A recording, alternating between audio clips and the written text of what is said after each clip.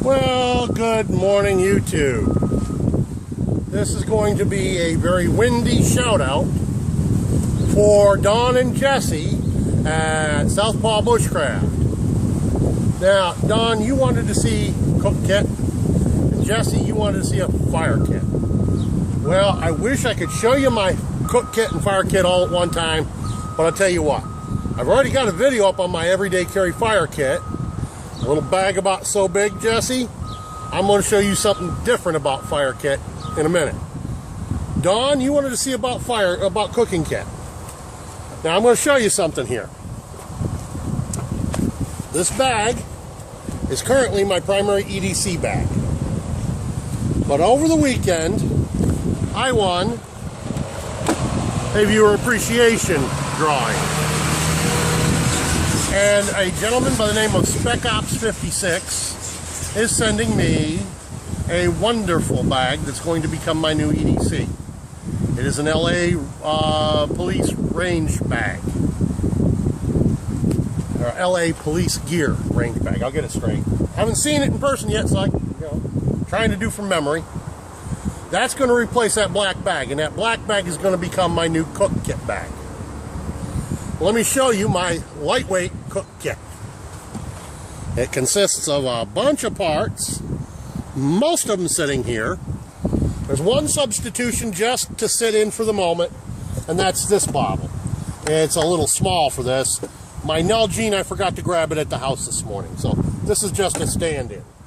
It's still a water bottle, only, 20 ounces as opposed to a 32. But you get the idea. This is my cup that I showed you that I recently did the modification on. Bummer. With that lid. That'll go into the pack like that. And my big 32-ounce Nalgene will go inside like so in the kit. Then I've got my two 32-ounce cooking pots. And you can see they have been used. I made the bail handles myself,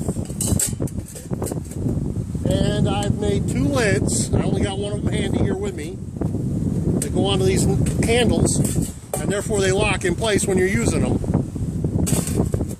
There's my two cooking pots for boiling water, cooking food, whatever.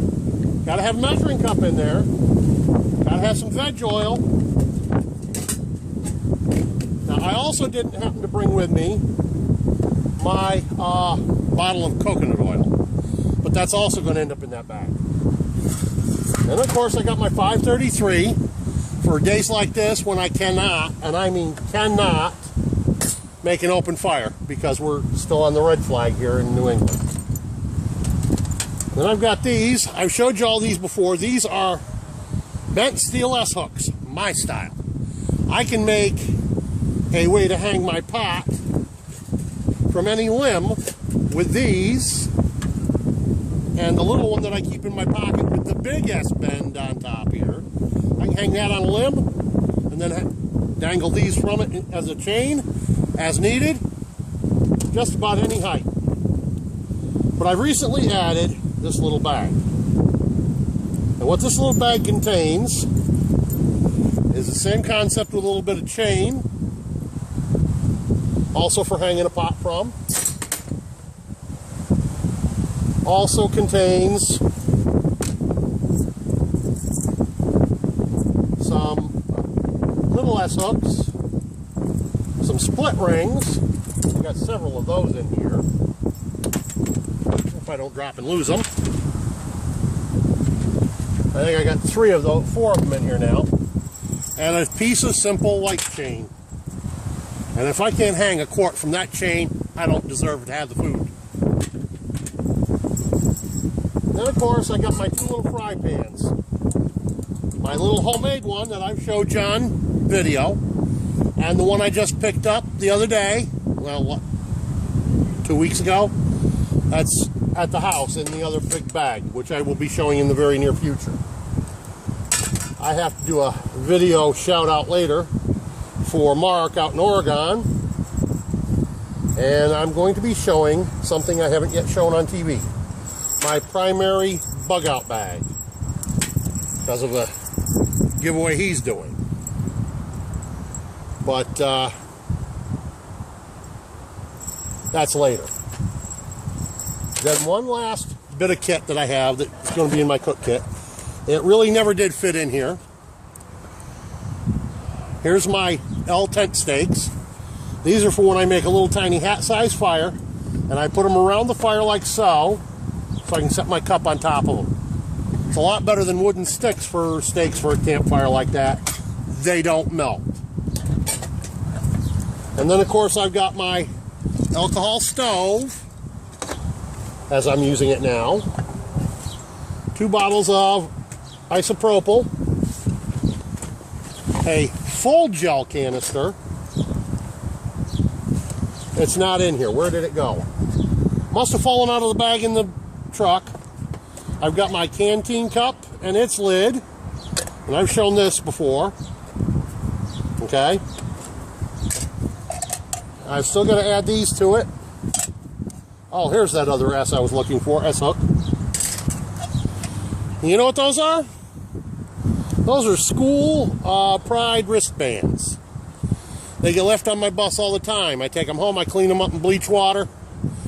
They're silicone. And we all know how much use silicone can be when you're trying to drink out of a rocket hot metal cup as a lip guard. Now I've got a canteen that goes with that cup. It's probably in the back of the truck, fell out of the bag and I didn't realize it. It is I've shown that on video here as well. It is a 1 liter Canadian plastic military issue canteen from back in the 70s, I guess it is. And of course just a chopstick. We all know what those are good for. This bag has served as my minimalist cook kit for several years, and I'm probably going to retire it to something else. I don't yet know what. There's my quote-unquote light cook kit. What do you think? Now, Jesse, as I told you, right there, that is my EDC fire kit. Now, stick with me a second and we'll show you something different, though, that is related. Okay, Jesse. Now, I told you I'm going to show you something that had to do with fire kit. I see you and your Aunt Dawn cutting off pine limbs for fat wood. It works, but it's not the best fat wood. Let me show you where you get the best fat wood. Now, remember, I haven't yet processed this piece, so I don't know for sure I'm going to get good fat wood. But this is the kind of thing you harvest to get good fat wood. You see that doohickeys right there? Okay, it stood like this when I harvested it. And it was in the dirt like up to here. I cut it off here and I gave it a smell. Now I harvested this out last fall, so it's lost its scent right here, but it had strong turpentine odor. And you got to admit, that already looks better than this. Now I'm going to be cutting into it here, and through the magic of YouTube, I'm not going to make you sit and watch me saw this off. I'll get back to you when I get to that point. Jesse, first I cut it off with my bow saw here. This is not a job for a folding saw, trust me. I had enough time trying to saw off that limb to show you with that. You really need a real saw. So I cut it off there and then I split that piece. And this is not the worst fat wood I've ever had, but it's not the best either. This is what was on here. Then I split into this with my double bit axe and I found better. Look at the color on that piece. And it's still not the best I've ever had. But this on the outside, this awful punky stuff, okay? That's what happens. All the sap gets drawn back into the root ball, and that's where your best fat wood will be on any dead pine tree. It's down here, and you got to have a shovel to get to it usually. This one I threw a strap around, hooked it to the bumper, and yanked it out. Because it happened to be right beside an old logging trail I was going up through deer hunting. So, well, like I say, I just had not. But I'll tell you, even as poor quality fatwood as this is, I can't begin to tell you the strength of the turpentine scent coming off of it. Because, yeah, you may not realize, Jesse, that's where turpentine comes from, is from pine trees. From the sap. Anyhow. So, this is what I was going to show you. And I'm going to tell you this. When it comes to fatwood, and like I said, this is not the best I've ever had. When it comes to fatwood, the smaller you chop down the piece, the faster it off-gasses the turpentine, which is the part of it that acts like gasoline and makes it catch and burn so easy. Okay? The larger you can keep your piece of fatwood until you need it, the better off you'll be. Okay? And that was the important lesson here I wanted to share with you about fatwood, is to keep it in one chunk as long as you can, the biggest chunk you can, okay?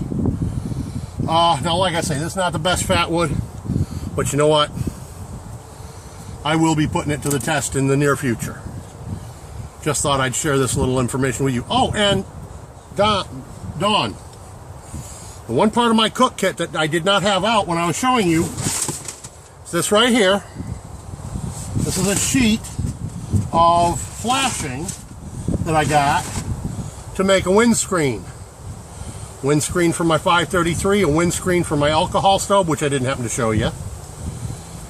Because I got to build a new one. The one I've been carrying for about 15 years has just went to crap on me. I got to build a new one.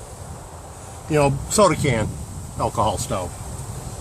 I'm actually contemplating getting me either a Trangia or the Pathfinder alcohol burner stove. But that's another day into the future.